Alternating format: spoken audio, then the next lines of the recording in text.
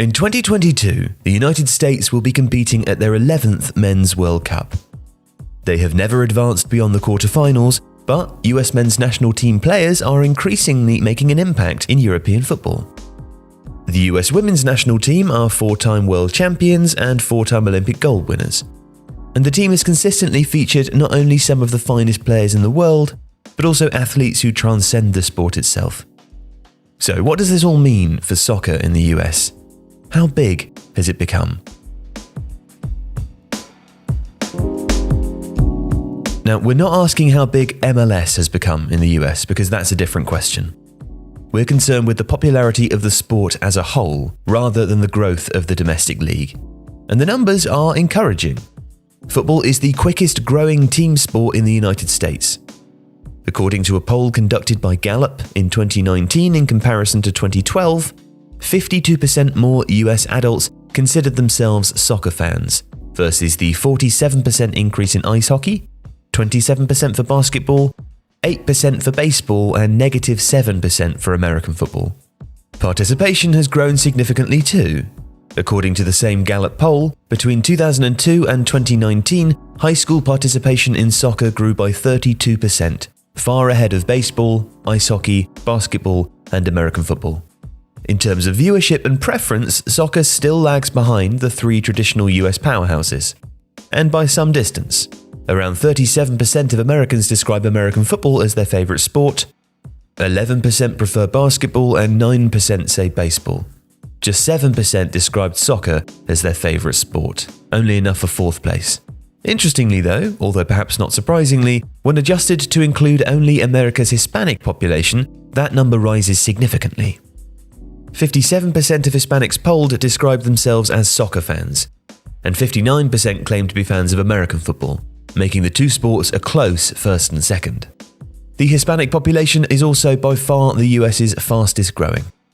In fact, according to work conducted by the Pew Research Center, it reached 62.1 million in 2020, which represented growth of 23% across the previous decade and was significantly more than the US's 7% of total population growth during the same period.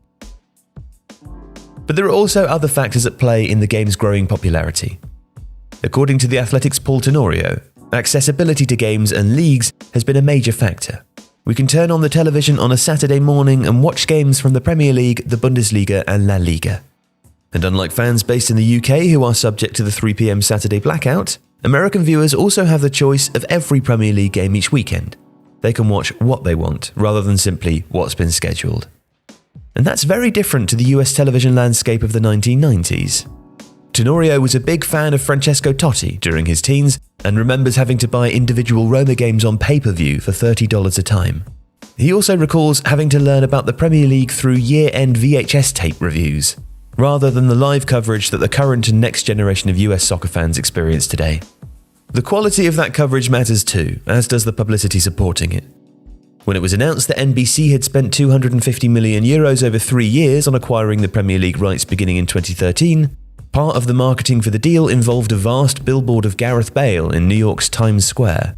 The most recent renegotiation of that contract, which was announced in late 2021, saw NBC commit to paying $2 billion over 6 years for the Premier League, which does help to quantify the growing interest. During the 2021-22 season, NBC announced that across all platforms it was averaging 507,000 viewers per Premier League match. For context, in the UK, and according to Nielsen Research, matches shown on Sky Sports during the 2019-20 season prior to the pandemic averaged 1.9 million viewers. And the game also enjoys some advantages over other American sports, which helps partially explain its growing popularity with younger people. In research published by Morning Consult, 47% of Generation Z respondents to a survey, i.e. those born after 1997, identified as soccer fans, higher than all other sports with the exception of American football. Now, one reason for that might be while baseball and American football games often vary in length, a football game, with its continuous clock, will only last for 90 minutes. That suits a generation for whom there's much more choice within entertainment and perhaps are willing to give up less of their day to watch sport. And FIFA matters too, the video game, as opposed to the governing body. The EA Sports title is typically second only to the Madden NFL series in units sold in the USA.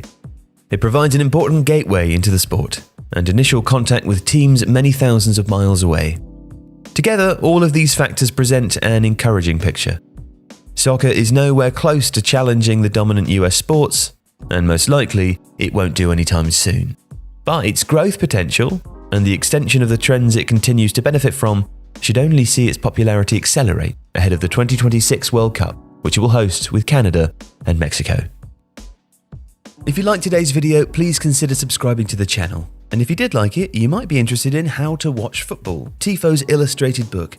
It's 52 rules for understanding the beautiful game on and off the pitch, and it is the perfect holiday gift. How to Watch Football is out now in stores and online.